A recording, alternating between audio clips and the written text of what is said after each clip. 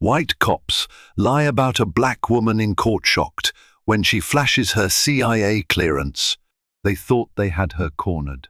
4 white police officers in crisp uniforms testified in a packed courtroom, each vowing they had witnessed a crime she never committed.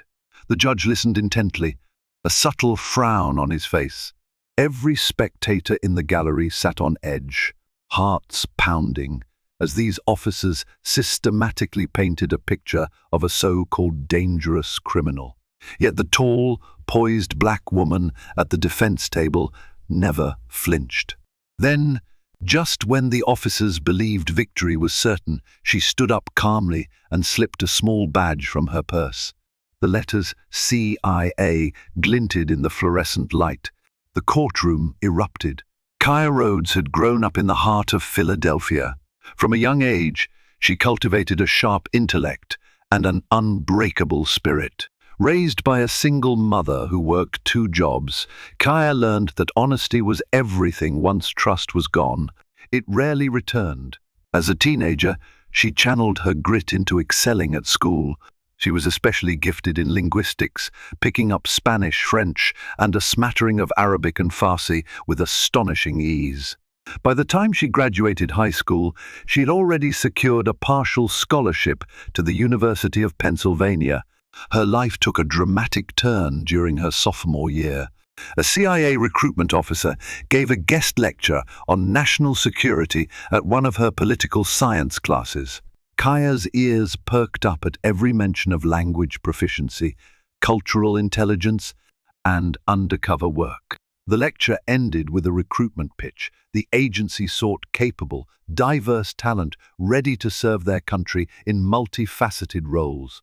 Kaya's heart pounded as she approached the officer afterward, peppering him with questions. Within a year, she found herself in the rigorous training programs at the CIA's headquarters in Langley and at the famed farm in Virginia. The work was complex intelligence gathering, analysis, covert operations, specialized language training. But it turned out that Kaya's upbringing had shaped her perfectly for the job. She had a steely resolve. She was calm under pressure, sharper than many of her peers, and showed a knack for blending into any environment. Over time, she quietly rose through the ranks, earning the respect of her supervisors and colleagues alike. Despite her success, KYA lived a double life. Publicly, she was a freelance translator for international corporations, a consultant who traveled frequently to Europe and the Middle East. In truth, she was seldom more than a plane ride away from her next assignment or debrief at Langley. The agency valued her expertise, but with it came heavy sacrifices.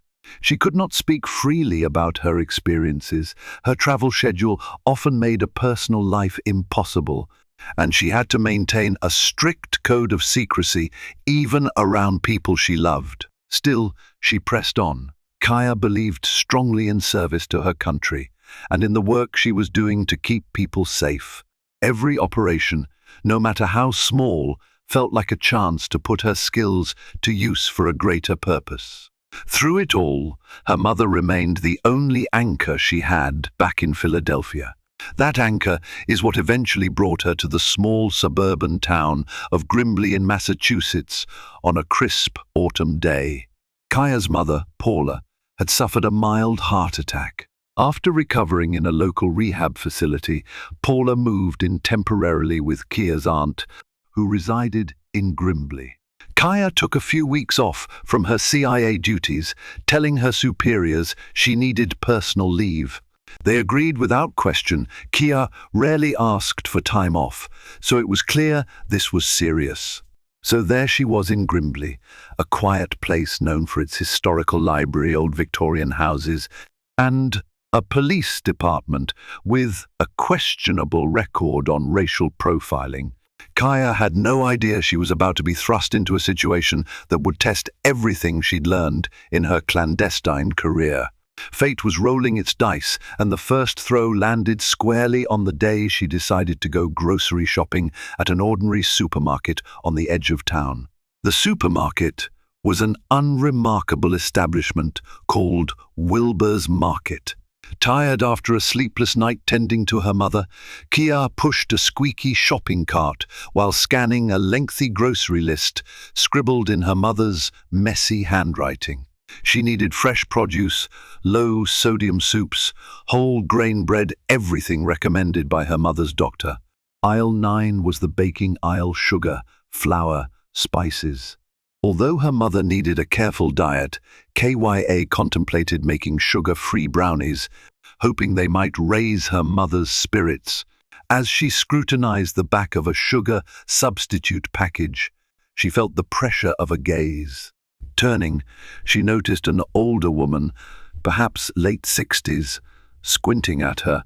"Hello," Kaya offered politely. The woman quickly scurried away without a word. Kaya shrugged it off. She was used to occasional stares. Grimbley wasn't the most diverse place. Still, she tried not to let it bother her. She wheeled her cart onward, picking out baking powder and cocoa. Down the aisle, she noticed two men in the store's uniform dragging a pallet of goods. One of them, tall and broad-shouldered, was scowling at her. She wondered if she was standing in their way, so she guided her cart to the side to let them pass. Moments later, as Kaya reached for a container of organic vanilla extract, she heard loud, angry voices from behind the shelf. Curious, she peeked around the corner to see the older woman from before. Now she was accompanied by one of Grimbley's uniformed police officers, a man in his 50s with close-cropped grey hair. His name badge read Officer Bryce. He was speaking to her in hushed, agitated tones. Before KYA could decipher what was going on, she heard the words clearly. "MAAM, if she threatened you, we have to take it seriously." Did she try to harm you? Threatened? Harm? Kaya's mind raced.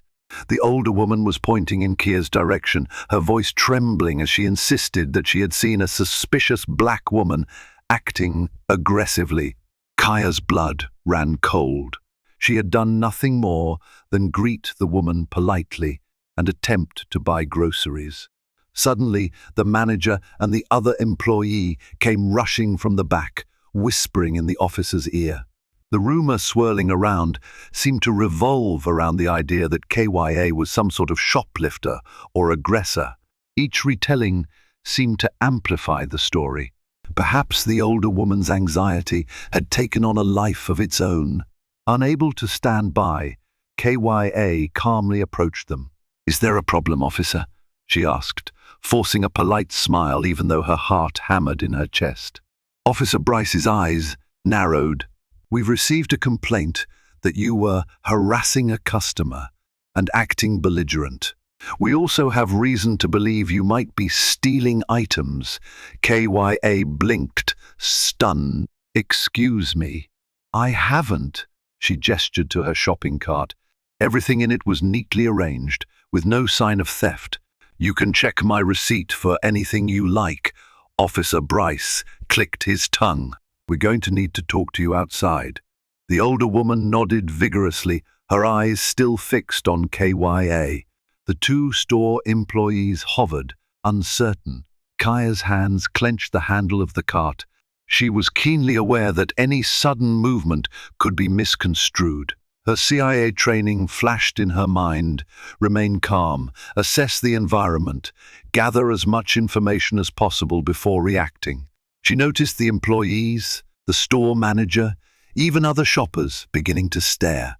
"All right," Kaya said quietly.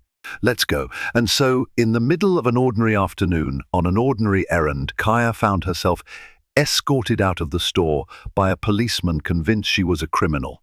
She had no idea that this incident was just the opening act in a far more sinister drama unfolding. Outside Wilbur's Market, the autumn wind whipped through the parking lot, scattering crisp leaves around parked cars. Kaya stood beside her cart, arms folded to keep warm. Officer Bryce instructed her to stay put while he radioed for backup. The older woman who had leveled the accusation watched from a distance, uncertain now that her claims were being taken so seriously. A small knot of curious onlookers gathered by the store's glass doors. Minutes later, A second patrol car pulled up. Out stepped 3 more officers, all white, wearing matching grim expressions. Kaya calmly observed them approach. Her mind raced with every tactic to defuse the situation. One of the newcomers, Officer Jacob Jake Olson, was broad-chested with a buzz cut. He immediately took charge, stepping in front of Officer Bryce. "Let me handle this," he said, waving him aside. His voice boomed in the parking lot, loud enough for everyone around to hear. "Miss, you're under suspicion of theft and possibly threatening behavior. We need to search your belongings." Kaya lifted her chin, steeling herself. "I have no problem letting you check my cart or my bag. I haven't stolen anything. As for threatening behavior, I don't know what that's about." She glanced at the older woman, who seemed to be shrinking away, as though wanting to erase herself from this chaos. The officer's eyes traveled over Kaya's face, then dropped to her purse. She opened it for him, revealing only her wallet, car keys, and phone. No stolen items. Yet the officers exchanged glances of stubborn mistrust. One of them pulled out a small notebook and began scribbling notes. Officer Olson pressed on. "We'll need to take you to the station for further questioning." "For groceries?" Kaya asked, her disbelief giving way to frustration. "If there's a misunderstanding, we can clear it up right here. You've checked my belongings, and there's nothing missing from the store. Ask the manager if anything was taken. We still have the matter of the threatening complaint," Olson said, eyes narrowing. "The woman in there said you intimidated her." Kaya resisted the urge to scoff. She needed to remain composed. She was staring at me in the aisle, so I said, "Hello, that's not a threat." Before she could blink, Officer Olson spun her around, yanked her arms behind her back, and clamped on handcuffs. Shocked gasps rippled through the gathering crowd. Kaya's bag tumbled to the ground, phone skittering across the pavement. Her training taught her to stay calm, but adrenaline surged through her. She felt her instincts urging her to defend herself physically. Yet she remembered the consequences of resisting. She wasn't on a covert mission in a hostile territory. She was in small-town Massachusetts, facing officers who apparently wanted to escalate the situation. The last thing she needed was to be branded as combative. "Stop," she managed to say, turning her head as much as the cuffs allowed. "This is unnecessary." Officer Olson pushed her toward the squad car. "That's for us to decide." Kya took a deep breath, her arms throbbing from the tight cuffs. The bystanders murmured in confusion, some aiming their phone cameras at the scene. She watched as her carefully selected groceries were left abandoned in the cart. Her mind reeled. If only she could flash her CIA credentials right here and now. But her training had always cautioned against revealing her identity unless absolutely necessary, and definitely not in the middle of a crowd. The CIA did not like public spectacles.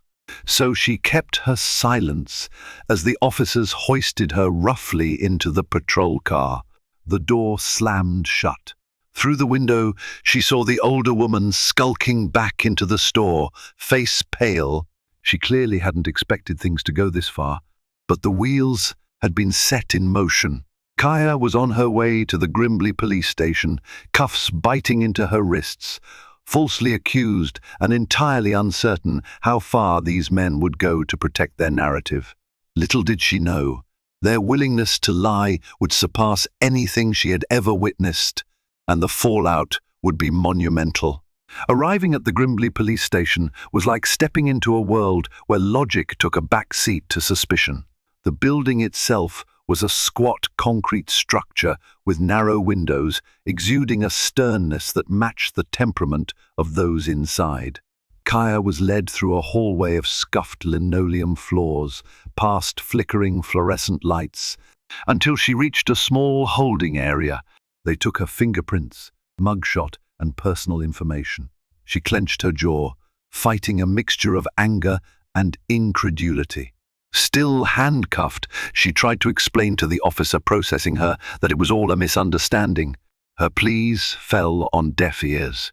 A short time later, she was ushered into a cramped interrogation room with off-white walls and a single table. Officer Olson and two other officers, Sergeant Levin and Officer Bryce, entered. Olson took the lead. "Name," he demanded. She answered with quiet composure, refusing to let them sense her fear. "Kaya Rhodes." He asked for her address, date of birth, and so forth. She complied, providing only the standard information. Each time, Olson scribbled furiously in a small notepad. He leaned forward.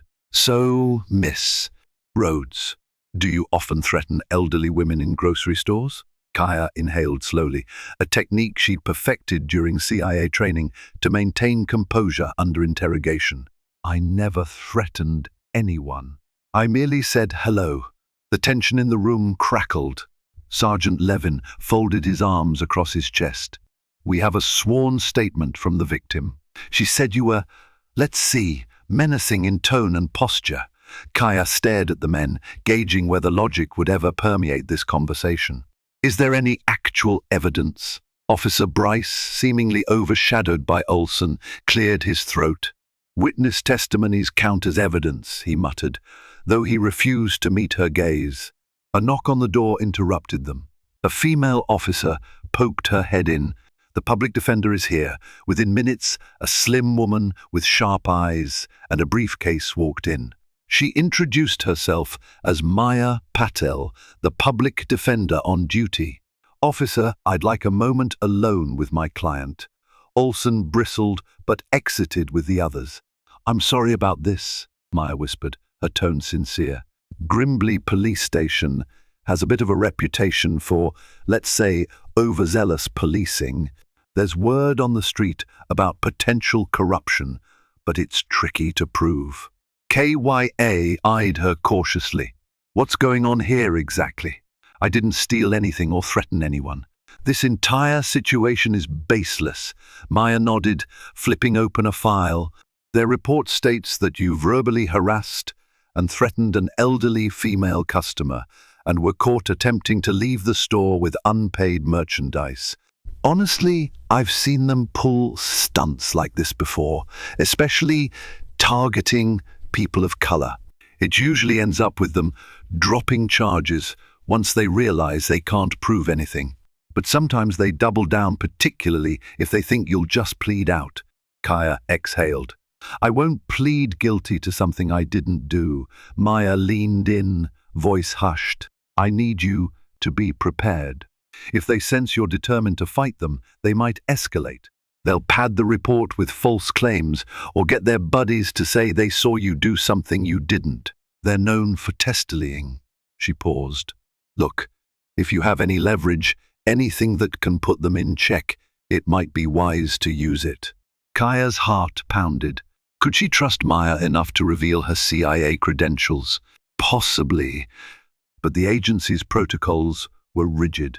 Disclosing her status in open court was a last resort. She opted for partial truth. "I do have resources. Right now, I just want the truth out." Maya nodded. "We have a bond hearing tomorrow morning. Then we'll see if the district attorney wants to pursue charges." Outside, Kaya could hear muffled arguing. Probably the officers discussing how to handle the situation. Part of her wanted to flash her CIA clearance right then and there, shut this farce down. But something told her the real show was yet to begin. The more these officers lied, the deeper they'd dig their own graves. And KYA, well versed in investigations, was about to uncover just how corrupt Grimbley's police force could be. The next morning dawned grey and dismal, matching Kia's mood. After a sleepless night in a holding cell, she was led out by another officer and handed over to Maya Patel. Together, they walked to the makeshift courtroom in the same building. Grimbley Municipal Court was directly attached to the police station. The hearing was short and rife with tension. Officer Olson testified that KYA had initiated a physical and verbal assault on an elderly female, and that store employees confirmed the theft of merchandise. However, none of these alleged stolen items were presented as evidence. When asked to substantiate his claim, Olson waffled, stating that the store is still doing inventory checks. Maya Patel approached the bench. "Your Honor, we request release on her own recognizance. My client has no criminal record, and the prosecution has presented no tangible evidence of theft or threatening behavior." But the district attorney's representative, a sour-faced man named Martin Gray, insisted that the charges merited caution. "We recommend a set bail due to the seriousness of the allegations," he said, barely concealing his contempt. Judge Miriam Castle, a stern woman with silver hair pulled into a tight bun, looked at KYA over the rims of her glasses. "Do you have anything to say for yourself, Miss Rhodes?" Kaya rose. She felt her pulse flutter as the eyes of the courtroom pinned her in place. "I have no prior record, nor did I threaten anyone. I'm certain a review of security footage from the store will confirm this." The judge nodded. "That's reasonable, Miss Rhodes. I'll set your bail at $5,000. If the police can't substantiate their claims soon, the DA will need to reassess. Next hearing is scheduled for 2 weeks from today." With that, the gavel clacked. Kaya exhaled in relief, albeit partial. $5,000 was an inconvenience, but she could manage it. Maya gave her a reassuring nod. They would try to locate footage from Wilbur's Market as soon as possible. In the corridor outside, Officer Olson brushed past, locking eyes with KYA. His expression was ice-cold, tinged with a certain arrogance. "This isn't over," he muttered under his breath, loud enough for her to hear. Maya caught the exchange and pulled Kaya aside. "That officer has a reputation. He's been named in a few police brutality complaints that never went to trial. There's a rumor he's part of a ring of officers who falsify reports to cover each other. Keep your guard up." Kaya thanked her, the knot in her stomach tightening. She stepped out into the crisp air, free on bail for the time being. The day felt surreal, like she was living someone else's nightmare. By noon, she'd managed to wire the bail amount from her bank account, all while discreetly texting one of her CIA liaisons. Her message was carefully cryptic. "Encounter with local PD. Possible false charges. Will inform if further escalation." She knew they would pick up on the subtext. That evening, she returned to her aunt's house, trying to put on a brave face for her mother, who was distraught upon hearing the news. Paula insisted on calling a big-time lawyer, but Kaya declined for now. She wanted to handle matters quietly. Meanwhile, in the police station, Officer Olson was huddled with his colleagues. Fueled by inflated egos and a crooked sense of power, they drew up an official narrative to sink Kaya's case. Reports were typed up, peppered with exaggerations and half-truths, threatening posture, raised voice, uncooperative suspect, each lie layered on top of the other. A small part of Olson wondered if they'd bitten off more than they could chew. This woman, with her poise and self-control, didn't seem like the usual scapegoat who would fold under pressure. But it was too late. They'd locked themselves into this battle, each vow to stand by one another's story, forging a chain of deception that would be difficult to break. Or so they thought. In the days that followed, Kia took advantage of every resource at her disposal, though she did so quietly. First, she combed through local news articles and any civil rights cases that had been filed against the Grimbley Police Department. She discovered a pattern of complaints lodged by people of color, many of which were dismissed for lack of evidence. It was the same refrain repeated time and again: questionable arrests, testimonies of harassment, and alleged intimidation tactics. Next, she paid a quiet visit to Wilbur's Market. Dressed in unassuming clothes and wearing a baseball cap, she slipped inside and looked around for store management. Instead, she found a young cashier with anxious eyes. Kaya approached her with a gentle smile. "Hi, I was here a few days ago. You might have seen the incident?" The cashier's face registered immediate panic. "Look, I don't want trouble. Officer Olson made it clear we shouldn't talk to anyone about it." Kaya nodded sympathetically. "I understand. I just want the truth to come out. If there's security footage from the store that day, it would clear my name." The cashier hesitated, glancing around to ensure no one was listening. "The store does have cameras. The police took copies of the footage right after it happened." Kaya's heart sank. So the police had the footage all along. If it had actually shown her committing a crime, they would have used it by now. The fact that it was nowhere to be seen suggested they were hiding it or had tampered with it. "Thank you," she whispered, leaving the cashier before anyone could notice the conversation. Undeterred, Kaya reached out to her CIA liaison in a more direct manner. This time, she secured an encrypted line. She explained the basics, that she was facing false charges, that local authorities might be tampering with evidence, and that she needed some behind-the-scenes guidance. The liaison, a calm voice named Anderson, promised to do a discreet inquiry. "We can't blow your cover unless it's absolutely necessary," Anderson reminded her. "But if this goes too far, we'll intervene." A new sense of determination fired within KYA. She planned to appear at the next hearing with whatever evidence she could gather. If she could prove the existence of the store footage and show that it exonerated her officer Olson, and his cronies might be forced to withdraw their lies. But something nagged at her. These officers seemed too bold, too confident. They must have a plan to keep the truth buried. Sure enough, their next move came just a few days before Kaya's scheduled court appearance. Late one evening, Kaya was walking to her car after visiting her aunt's restaurant supply store, intending to pick up some healthy ingredients for Paula's meals. The parking lot was dimly lit, and only a few cars remained.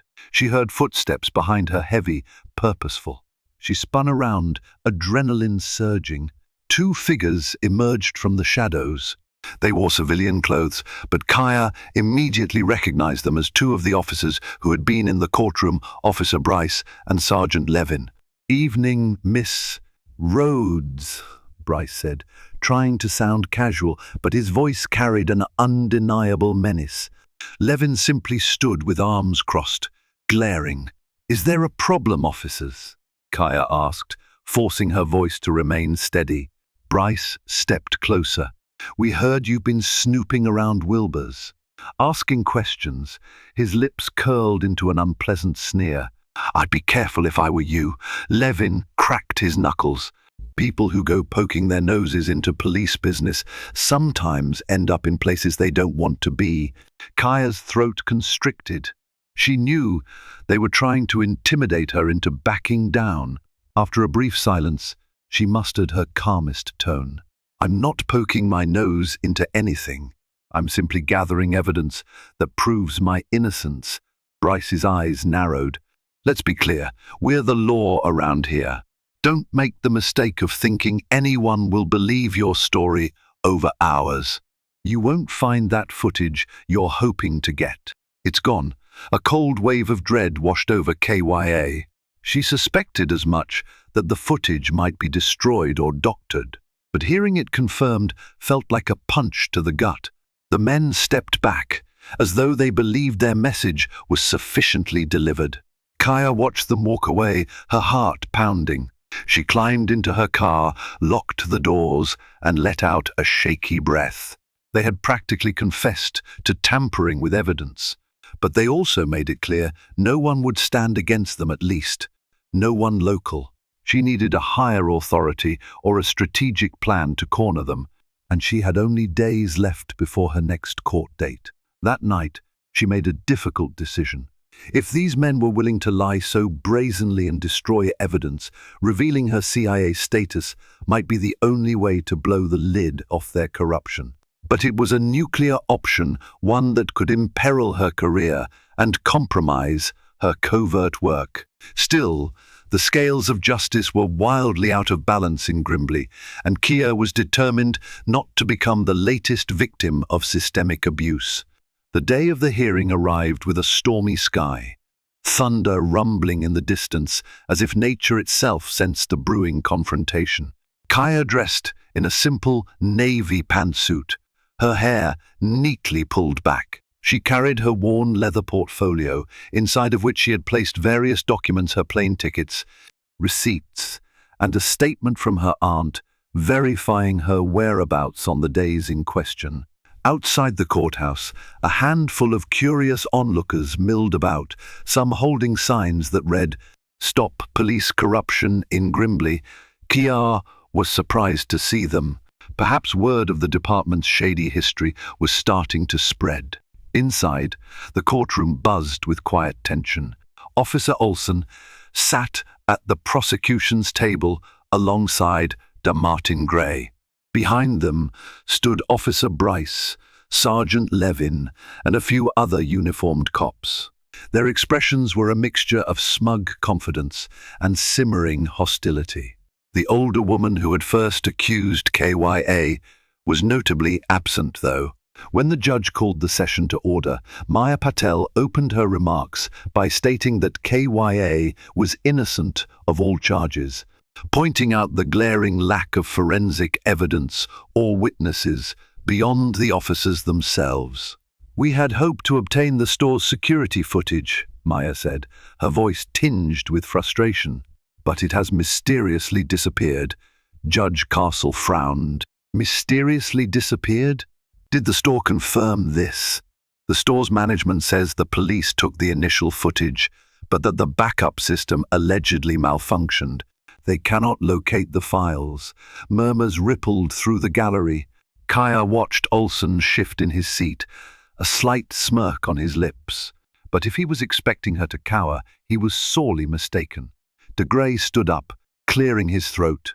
"Your Honor, we have multiple police officers ready to testify that Miss Rhodes threatened an elderly woman and attempted theft. The physical evidence is not necessary when we have consistent eyewitness accounts from credible law enforcement." Judge Castle peered over her glasses. "Officers, please step forward." Olson took the stand first.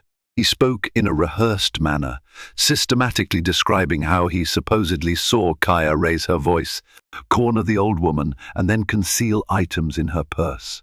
Bryce and Levin nodded along, their arms folded in tandem.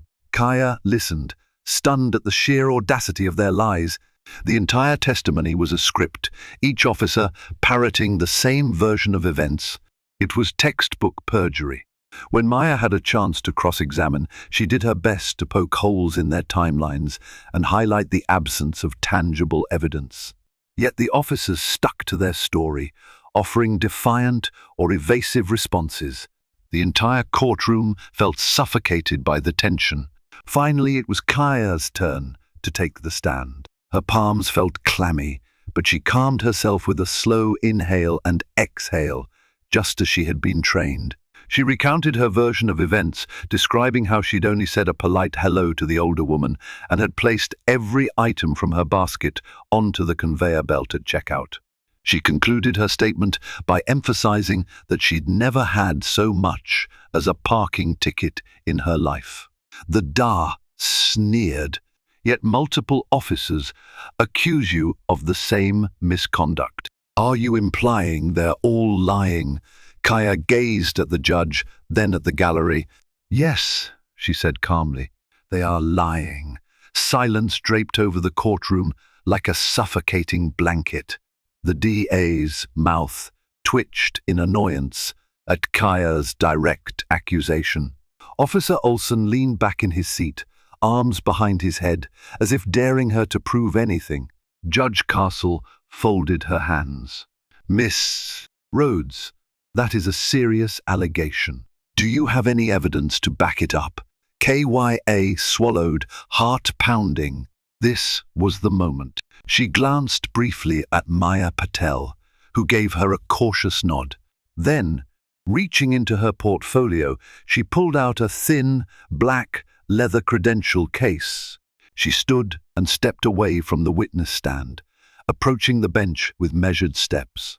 "Your Honor," she began, voice steady but tinged with an undercurrent of controlled anger. "I have served this country for almost a decade in a capacity that demands confidentiality and involves sensitive information. I had hoped to resolve this matter without revealing my position. However, these officers have systematically destroyed evidence and presented false testimony. Therefore, I have no choice but to disclose my status in order to seek justice and protect myself."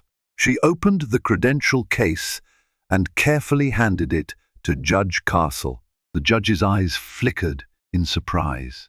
She raised her eyebrows, scanning the embossed letters, Central Intelligence Agency.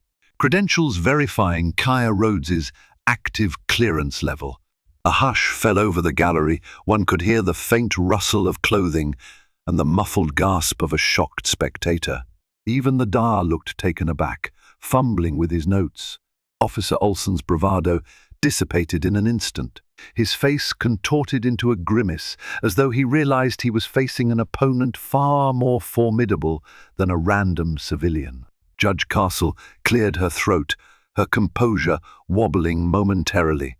"Miss Rhodes," she said carefully, returning the credentials, "I understand the gravity of this revelation. For national security reasons, I'll respect any limitations you have on discussing your work. But can you clarify how this affects your testimony?" Kia slid the credentials back into her portfolio. "Yes, Your Honor. My position requires a thorough background check, psychological evaluations, and continuous updates on my behavior. If I'd been accused or even suspected of assault or theft, it would have flagged me immediately. Beyond that, I am trained to detect deception, gather evidence, and document incidents with a level of meticulousness these officers clearly underestimated. I can provide character references from high-ranking officials if needed." A storm of whispered conversations erupted in the courtroom. The judge banged her gavel. "Order!" Struggling to regain control, de Grey tried to redirect attention. "Regardless of your background, Miss Rhodes, you could still commit a crime." Kia turned to him, eyes steely. "Indeed, that's true. But let's think logically. If I had stolen items or threatened someone, why would I reveal a CIA affiliation that can be easily verified, risking my career and potentially exposing covert operations?" Grey shifted uncomfortably. Olson and his fellow officers looked as though they'd swallowed their tongues. Their orchestrated plan to paint Kaya as a common criminal was collapsing. Judge Castle called for a short recess, presumably to deliberate on how to proceed with this new revelation. As people dispersed, the tension in the room gave way to buzzing excitement. Everyone knew this case had just taken a dramatic turn, and for once, it seemed like the truth was in Kaya's favor. During the recess, Maya Patel whisked Kia into a nearby conference room. Her eyes sparkled with cautious optimism. "That was one hell of a revelation," she breathed. "I had no idea you were well, that you had such clearance." KYA lowered her gaze. "I'm sorry for springing that on you. I was hoping we could win without using it, but they left me no choice." Maya nodded. "I understand. That's going to turn this entire trial on its head. The prosecution will scramble, and the judge can't ignore the potential ramifications of cops lying under oath against a federal operative." A knock at the door interrupted them. It was a bailiff, informing them that the judge had requested Kia stay put for a few extra minutes while she spoke to the Dar privately. Kaya used the moment to sip some water and gather her thoughts. Adrenaline still coursed through her veins. She had effectively blown her cover on a national level, at least in a small Massachusetts courtroom. The knowledge weighed heavily on her, but at least it was for a just cause. When the session resumed, the gallery was fuller than before. Word of the dramatic twist had apparently spread throughout the courthouse. Judge Castle's face was grim. She rapped her gavel to restore order. "I've spoken with the district attorney. Miss Rhodes, your CIA credentials are duly noted. However, we still have allegations on the record from multiple officers. The question remains whether those allegations are truthful. Therefore, we will continue the hearing." The DA stood, clearing his throat nervously. "We intend to call Officer Olson back to the stand for further testimony." Officer Olson rose, but his former swagger was gone. He took the stand, cleared his throat, and tried to stick to the script. "Yes, miss." Rhodes was acting aggressively and had items concealed in her purse. "I was, officer," the judge cut in. "You do realize the consequences of perjury, especially in light of the defendant's federal affiliation." A flash of panic crossed Olson's features. I'm aware, Your Honor." He resumed spinning his tale, but his words stumbled. Perspiration dotted his forehead. Every lie seemed to weigh more heavily on him now. Maya Patel Cross examined him fiercely. "Officer Olson, you claimed you witnessed Miss Rhodes stash merchandise in her purse. Exactly what items did you see her take?" Olson swallowed. A box of sugar substitute and maybe some flour." Maya's eyebrows arched. "You're not sure?" the officer stammered. It was a chaotic moment. Maya flipped through documents. "Our store receipt from that day shows Miss Rhodes purchased sugar substitute and flour. So you're suggesting she stole items she actually paid for?" Olson's voice wavered. She must have put them back before checkout. The stench of desperation was palpable. And the more Olson spoke, the more the gallery seemed to shift in their seats, sensing the unraveling. Even the DA looked uncomfortable, presumably aware that prosecuting a CIA employee on false charges could blow up spectacularly. Meanwhile, Kia observed the gallery. She spotted Officer Bryce and Sergeant Levin, both staring intently at Olson, perhaps silently urging him not to crack. But cracks were already forming in the facade they had constructed. All it would take was one final push for the entire structure to collapse. The tension in the courtroom grew heavier with every passing minute. The other officers, Bryce and Levin, had been called to testify next. Each repeated a similar story, yet now, under the glare of a skeptical judge and a determined defense attorney, their testimonies were littered with inconsistencies. They contradicted one another on basic details which Kaya allegedly stole from, what she purportedly said to the older woman, and where each officer stood at different points in time. Maya pounced on each contradiction. "Officer Bryce, you stated you saw Miss Rhodes put the stolen items in her purse in aisle 6. "Officer Levin," said aisle 9. "Which is it?" Bryce faltered. I might have mixed up the aisle numbers. It all happened so fast that all three of you managed to see the same non-existent theft from different aisles." Maya pressed, her voice dripping with sarcasm. Beads of sweat formed on Bryce's brow. He glanced at Levin, who was tugging nervously at his collar. Neither officer seemed prepared to handle this level of scrutiny, especially given the new gravity added by Kaya's federal background.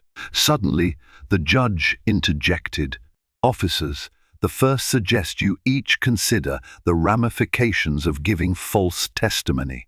I will not hesitate to hold you in contempt if I find evidence that you are lying. We're here to uncover the truth." De Grey tried to salvage his case.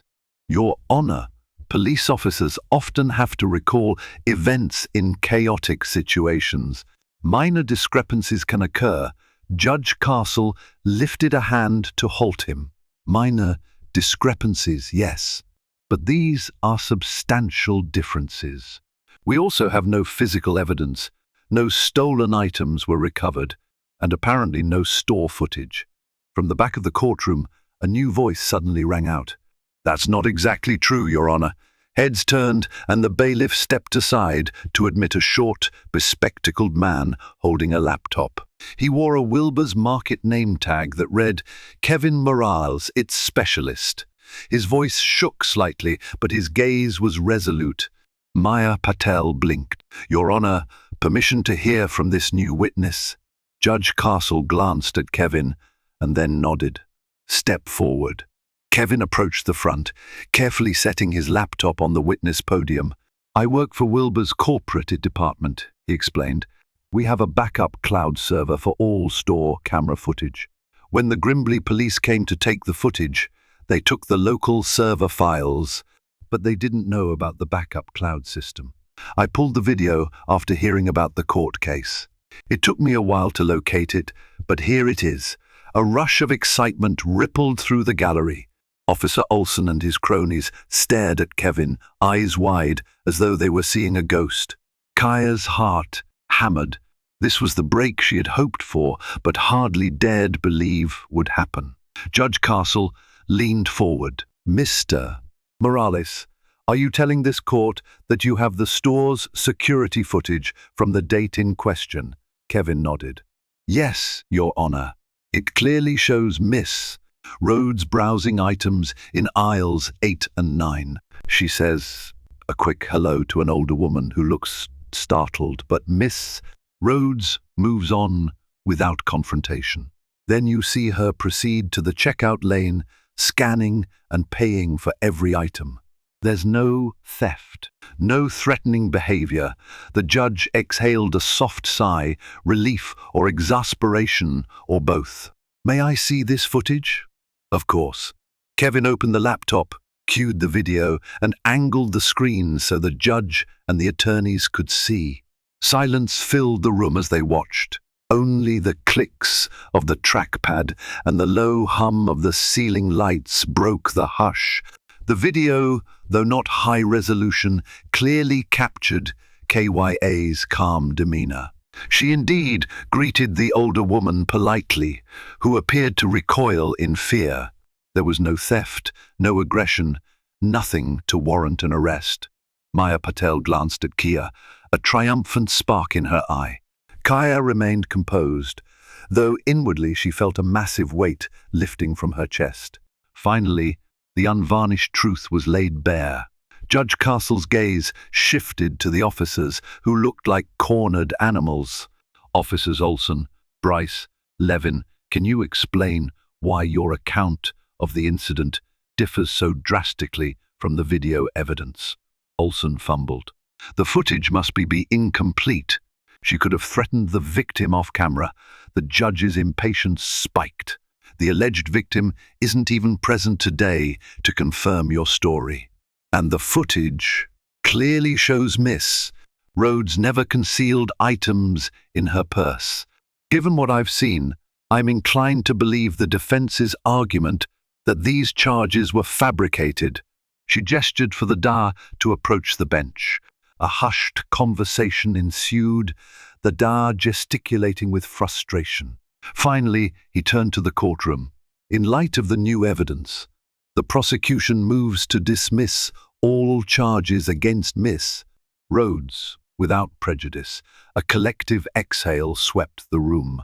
Some onlookers clapped softly, but Judge Castle rapped her gavel once more. "Order! Charges against Miss Rhodes are dismissed. However, this court is appalled by what appears to be perjury on the part of law enforcement. I'm forwarding all relevant evidence to the Attorney General's office for a formal investigation. Officers, you're dismissed from the stand and placed on administrative leave, effective immediately." Olson looked like he wanted to protest, but Bryce and Levin already seemed to grasp that the more they spoke, the deeper they'd bury themselves. They trudged out of the courtroom, faces drawn, while a swirl of whispered rumors followed them like a dark cloud. Kaya remained in place, adrenaline still pumping. She heard Maya's voice at her side. "We won. But I suspect this is just the tip of the iceberg." They made their way out of the courthouse amid scattered applause and congratulatory murmurs. Kaya felt a wave of relief, but also sorrow for how broken the system could be. Her phone buzzed a text from her CIA liaison. Anderson saw what happened. "We've got your back." She smiled faintly. She was safe, for now, but she had no idea how harshly karma would soon strike back at the officers who had tried to ruin her life. In the weeks that followed, the fallout was swift and severe for Officers Olson, Bryce, Levin, and even a few others who had backed their fabricated story. An internal affairs investigation, fueled by the shocking revelation in open court, spiraled into something much larger. Under the scrutiny of the Massachusetts Attorney General's office, Grimbley's police chief was forced to place not only Olson, Bryce, and Levin on unpaid suspension, but also to open a departmental audit. What investigators found was a tangled web of misconduct, doctored reports, intimidation tactics, and collusion with store managers and local residents to bring false charges against people of color. Many of these cases were either dropped or had ended in plea deals. Each new file turned over cast the Grimbley Police Department in an increasingly damning light. The media latched onto the story with fervor, using real names and official statements to lend credibility. The Boston Globe published an expose titled "Rot in Grimbley, a small-town police scandal unfolds." The front-page piece cited Kaya's case as the catalyst for the entire investigation, praising her courage and revealing just enough of her background to highlight the gravity of perjuring themselves against a CIA officer. In the midst of the upheaval, Kya tried to return to some semblance of normalcy. She resumed her duties, though her CIA superiors made it clear they would keep her stateside until the dust settled. "We don't want you traveling internationally with your cover compromised," Anderson told her. Kaya understood. Her life, once carefully compartmentalized, had been shattered open. But at least her name was cleared, and justice was finally being served. Meanwhile, karma came knocking on the officers' doors. Officer Olson, the ringleader, was indicted on charges of perjury, obstruction of justice, and civil rights violations. His two children, ironically, had always admired him for being a hero cop, but now they saw him for what he truly was. Bryce and Levin faced similar charges, and rumors swirled that they might flip on Olson in exchange for leniency. At first, Olson tried to bluff his way out. He gave interviews to local stations, insisting the video footage had been tampered with, that the CIA was out to get him, that KYA was some sort of double agent. The nonsense claims only served to dig his reputation deeper into the mire. Public sentiment was against him. He couldn't walk the streets of Grimbley without facing jeers and shouts of liars, or worse.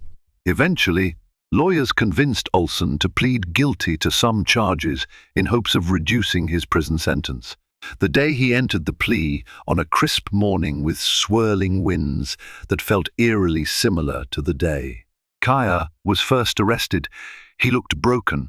Gone was the cocky posture, replaced by the slump of a man who realized his illusions of invincibility had collapsed like a house of cards. For Kya, the news of Olson's plea came via a short message from Maya Patel. "He's done. Pleaded guilty. Justice served." Kya felt a surge of relief, but no joy. She thought of the many people who had likely faced similar false charges, but lacked her resources or her unwavering determination. Grimbley's police corruption had thrived because so many citizens felt powerless. Now, that era was ending. Bryce and Levin soon followed suit, each accepting plea bargains that included prison time and mandatory restitution to various victims. The older woman who had first complained at Wilbur's Market vanished from the public eye, reportedly too embarrassed to face scrutiny about her role. She had unwittingly triggered the fiasco, but the real blame rested on the officers who took her paranoia and spun it into a full-blown frame job. In the final twist of irony, the Grimbley Police Department implemented new reforms mandated by state officials. Body cameras became mandatory. All officers underwent racial bias training, and an independent oversight committee was formed to review all arrests. The small town of Grimbley would never be the same. The entire saga became a cautionary tale about unchecked power and the price of deception. For Kaya, life moved forward. One chilly morning, she packed her suitcases, ready for her next assignment. Though her cover was partially compromised, the CIA still valued her expertise. They assigned her to a stateside intelligence project, analyzing international communications for potential threats. She didn't argue. A more stable schedule meant more time with her mother, who was recovering nicely. Before leaving Grimbley, Kia took a final walk through the neighborhood near her aunt's house. The autumn leaves crunched under her shoes, the air laced with a gentle breeze. She passed the spot where Bryce and Levin had cornered her in the dark parking lot. She paused, allowing a wave of relief to wash over her. She was free, safe, and vindicated. As she reached her car, a few local residents recognized her, nodding in respect. One woman even waved, murmuring a quiet thank you. In that moment, Kaya realized that, for all the turmoil and danger, she had made a difference not just for herself, but for the town. The seeds of accountability had been planted, and she could only hope they would continue to flourish long after she'd gone. When she finally pulled onto the highway, heading back to Philadelphia to drop her mother off at home, she glanced in her rearview mirror at the fading silhouette of Grimbley's water tower. The tension, fear, and heartbreak she'd endured here felt like a distant storm cloud that had finally passed. Kaya smiled softly. Sometimes the worst challenges reveal our strongest selves. And that's how a mundane grocery run in a sleepy Massachusetts town spiraled into a battle for truth and justice that shook an entire police department to its core. Kaya Rhodes, armed with courage and a hidden CIA clearance, transformed from a falsely accused defendant into the catalyst for a historic reckoning. The white cops who lied and abused their power discovered the hard way that deceit can't outrun truth forever.